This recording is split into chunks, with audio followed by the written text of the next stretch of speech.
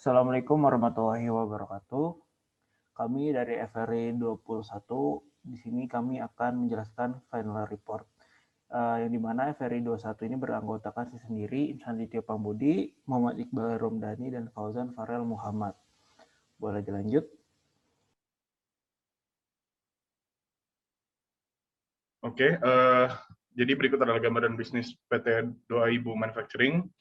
Jadi nama perusahaannya adalah PT 2000 Manufacturing, merupakan perusahaan yang memproduksi Langengdo atau disingkat Language, English, and Indonesian, yang dimana perusahaan ini berfokus pada mainan edukasi yang mendukung pendidikan anak pada usia dini di Indonesia maupun di Asia. Langengdo atau Language, English, and Indonesian merupakan alat bantu ajar yang diproduksi oleh PT 2000 Manufacturing untuk anak pada usia dini, yaitu 5-10 tahun, yang digunakan untuk bermain dan belajar mengenai kosakata dalam bahasa Inggris maupun Indonesia. Ya, PT 2000 Manufacturing ada pada company sector manufacturing yang memproduksi alat edukasi atau study tools, yang memiliki visi menjadi perusahaan manufaktur internasional yang menjadi pemimpin produsen mainan edukasi, mendukung pendidikan anak usia dini di Indonesia maupun di Asia. Dengan misi menyediakan mainan sesuai dengan metode didik anak pada usia dini, menyediakan mainan dengan kualitas material yang sesuai pada anak pada usia pendidikan dini, dan memberikan varian dan inovasi untuk alat bantu ajar supaya dapat memenuhi seluruh minat anak pada pendidikan usia dini. Oke, PT 2000 Manufacturing melakukan analisis STP dan marketing mix dengan segmenting geografi, demografi, psikografi, dan behavior. Pada segmenting geografi, PT 2000 akan menjual produk di lingkungan pendidikan di wilayah Jawa Barat. Segmenting demografi, Langengdo adalah alat bantu kerja yang dikhususkan untuk mengajar terutama di lingkungan pendidikan. Psikografi, Langengdo akan dijual pada perusahaan yang bergerak di lingkungan pendidikan yang memiliki kebutuhan untuk mengajar secara efektif dan mengasihkan kepada anak-anak. Lalu behavior, perusahaan yang berfokus pada orang tua yang memiliki kesadaran akan pentingnya pendidikan bahasa untuk layanan institusi pendidikan. Lalu targetingnya, yaitu perusahaan akan menggunakan concentrated targeting strategy, di mana perusahaan hanya berfokus menawarkan jenis produk tertentu dalam satu segmen yang dinilai berpeluang pasar. Lalu positioningnya, yaitu Langengdo adalah perusahaan yang produksi alat bantu ajar yang memadukan permainan, susun kata, dan mudah digunakan, terutama di lingkungan pendidikan yang memiliki tagline atau slogan, belajar itu menyenangkan. Lalu kita ke marketing mix-nya, yaitu produk. Langengdo atau Language, English, and Indonesian merupakan alat bantu ajar yang diproduksi oleh PT 2000 Manufacturing untuk anak pada pendidikan usia dini, yaitu 5-10 tahun, yang digunakan untuk bermain dan belajar mengenai kosakata dalam bahasa Inggris maupun bahasa Indonesia. Place, yaitu Langengdo yang diproduksi oleh PT 2000 Manufacturing berlokasi di Jawa Barat. Dengan harga Langengdo akan dijual dengan harga 200.000 per unit, dan promotion, PT 2000 Manufacturing akan melakukan promosi menggunakan website dan iklan pada sosial media. Oke, kita lanjut ke strategi dan rencana pemasaran. Langengdo memiliki potensial market pada sektor pendidikan yang membutuhkan alat bantu ajar yang mudah dan menyenangkan untuk anak pada pendidikan usia dini, yaitu 3-10 tahun. Langengdo juga memiliki available market, yaitu membantu pengajaran bahasa dengan mudah dan menyenangkan untuk anak pada usia pendidikan dini. Target market yang dituju adalah institusi pendidikan dan orang tua yang sadar akan pentingnya membaca dan belajar bahasa, dan level of competition, yaitu monopolistik dengan sejumlah kompetitor, yaitu tipe pasar yang menyatukan beberapa elemen monopoli dan perfect competition. Perbedaannya yaitu setiap kompetitor masing-masing memiliki aspek yang dapat membedakan dari kompetitor lainnya atau unique selling point. Oke, lanjut ke Insan, dipersilakan. Lalu ada rencana produksi. Untuk menentukan demand pada 2022, kita telah melakukan perhitungan dengan cara forecasting. Lalu didapatkan pada 2022 jumlah penjualan yang akan dilakukan yaitu sebanyak 7.778. Lalu pada sales target untuk setiap tahunnya mengalami peningkatan sebesar 0,01%. Sehingga untuk setiap tahunnya jumlah penjualan memiliki target yang berbeda-beda. Lalu untuk production volume dikalikan jumlah penjualan pada setiap tahunnya sebesar 1%. Sehingga produksi setiap tahunnya akan berbeda-beda, sehingga penjualan akan tercukupi.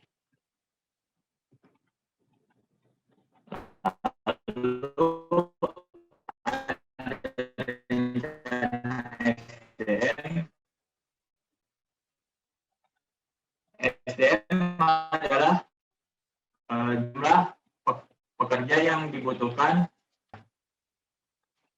untuk pada tahun 2022, 2023, dan 2024. Perusahaan hanya membutuhkan 21 pekerja yang terdiri dari 1 CEO, 1 spesialis HRD staff, 1 spesialis finance staff, 1 marketing and sales manager, 1 staff marketing and sales, 1 production manager, dan 15 operator production. Lalu pada 2025 dan 2026 perusahaan melakukan rekrutmen sehingga jumlah pekerja pada perusahaan BO 1 production line head, 1 HRD supervisor, 1 finance supervisor, 1 marketing and sales supervisor, 1 HRD staff, 1 finance staff, 16 operator production, dan 1 marketing and sales staff.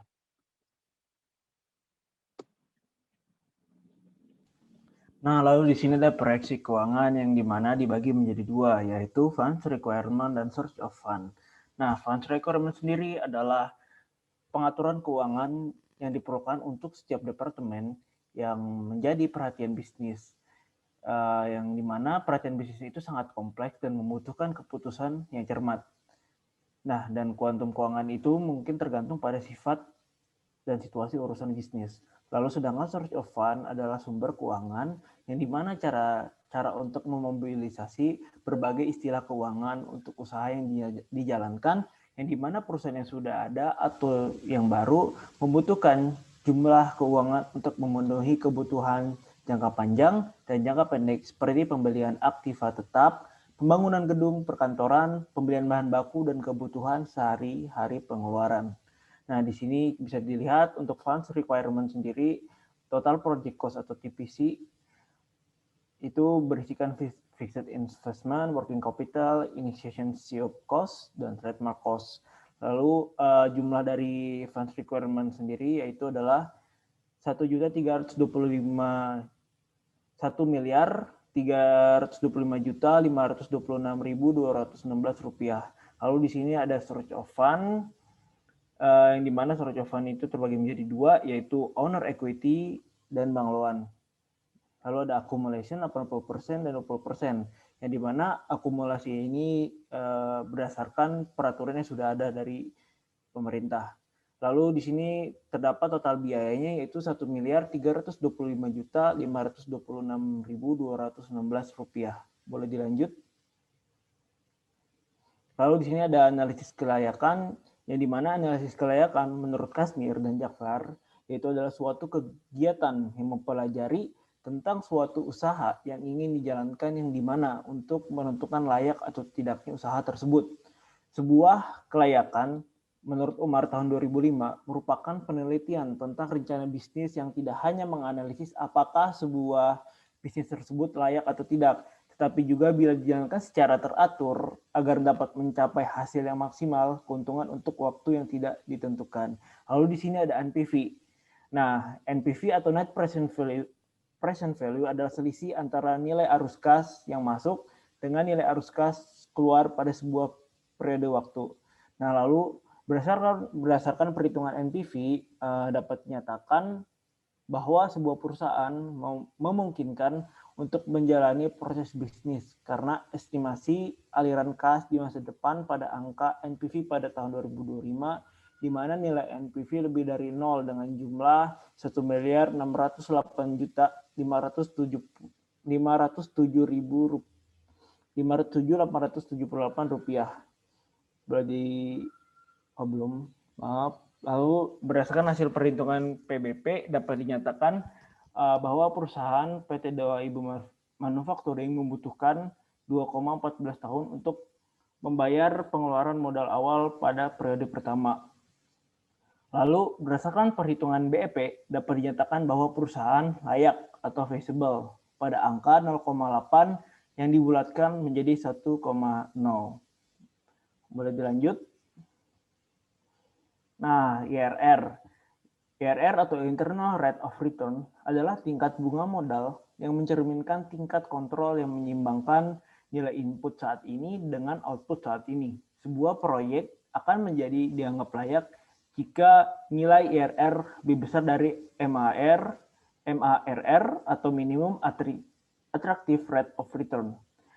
Lalu berdasarkan hasil perhitungan IRR, sebuah perusahaan dapat dinyatakan layak dalam menjalani proses bisnis jika IRR memiliki nilai yang lebih besar dari MARR atau dinyatakan IRR lebih besar dari MARR, yang dimana sebesar 38,35%. Yang berarti akan lebih menguntungkan jika jumlah uang yang dimiliki dijadikan biaya investasi usaha jika dibandingkan dengan menaruh uang di bank. Boleh dilanjut?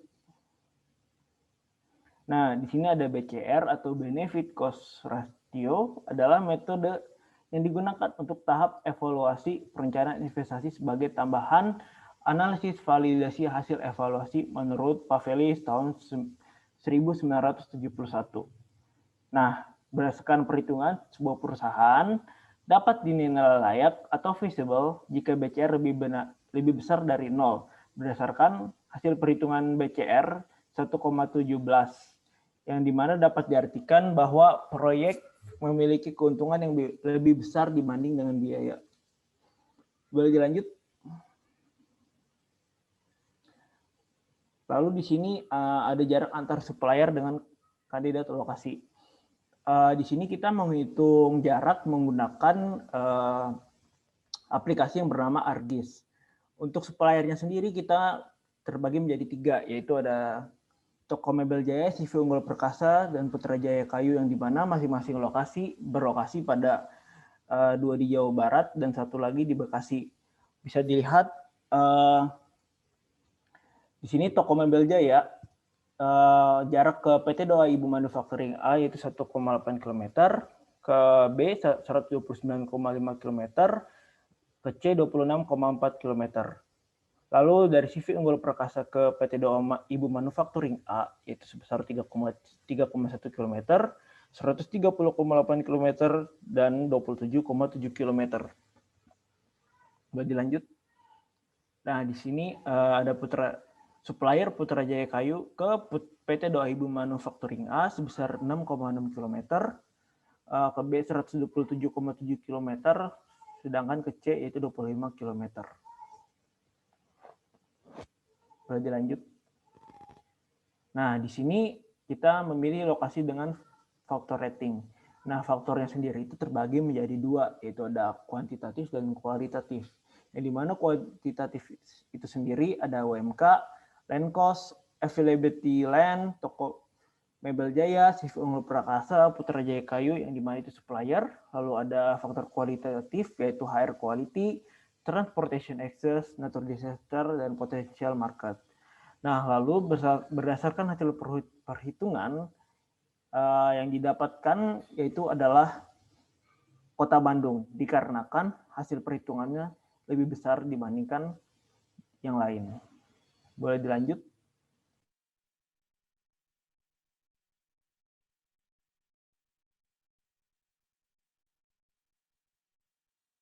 Lalu ada routing sheet. Routing sheet sendiri adalah merupakan tabel yang berisi operasi pada setiap part untuk menentukan jumlah. Pada routing sheet sendiri, pada routing sheet kami ada 9 operasi, yang 9 part yang dimana operasinya itu ada berbeda-beda. Yang pertama ada dash, operasinya yaitu ada 3 yang dibutuhkan, yaitu ada 2 mesin milling dan 1 mesin drilling. Lalu ada penutup itu membutuhkan 3 kali operasi, yaitu ada 2 mesin milling dan 1 mesin drilling. Lalu ada papan tulis dilakukan inspeksi, yang dibutuhkan hanyalah 1 meja inspeksi. Lalu ada assembly 1. Pada assembly 1 dibutuhkan 1 meja assembly. Lalu ada laci dilakukan 2 kali operasi, dan mesin yang dibutuhkan yaitu mesin milling. Lalu ada papan Scrabble dilakukan inspeksi sehingga hanya 1 meja inspeksi yang dibutuhkan. Lalu ada assembly 2 dilakukan pengassemblyan, yaitu ada 1 meja assembly yang dibutuhkan. Lalu ada Langendo dilakukan inspeksi sehingga 1 meja inspeksi yang dibutuhkan. Dan Langendo plus box itu dilakukan operasi packaging, sehingga fasilitas yang digunakan adalah meja packaging. Sehingga mesin yang dibutuhkan hanyalah 14 mesin. Lalu ada stacking maksimum. Stacking maksimum didapatkan dengan cara menggunakan aplikasi Stackbuilder, yang dimana didapatkan jumlah stacking atau tumpukan pada troli untuk pemindahan barang atau part dari satu posisi ke posisi yang lain. Ini merupakan jumlah stacking pada setiap prosesnya.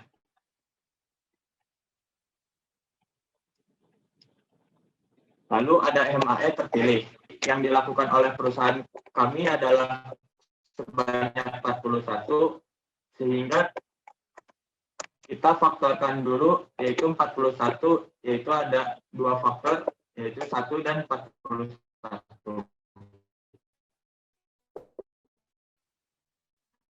Lalu kita faktornya. Untuk MAE maksimum yang bisa digunakan adalah 1. Sedangkan pada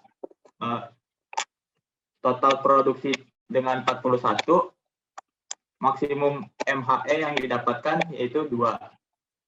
Lalu kita bisa mendapatkan waktu yang dibutuhkan untuk memproduksi produk sebanyak 41. Jika produk dilakukan produksi sebanyak 1 untuk satu produksi untuk 1 produk, maka dibutuhkan sebanyak 2.370 menit. Sedangkan apabila dilakukan 41 produksi dalam 1 kali, didapatkan 710 menit.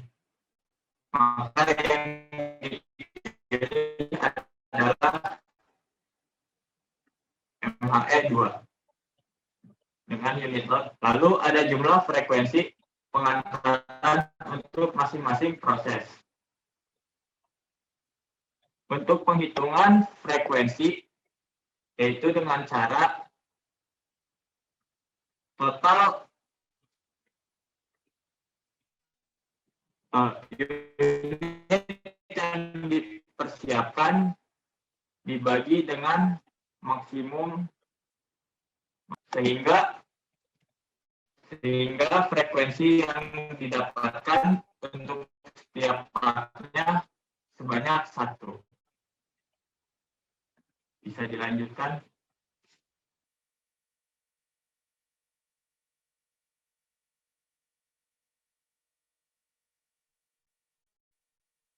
Oke, kita kita lanjutkan ke kebutuhan luas area lantai produksi.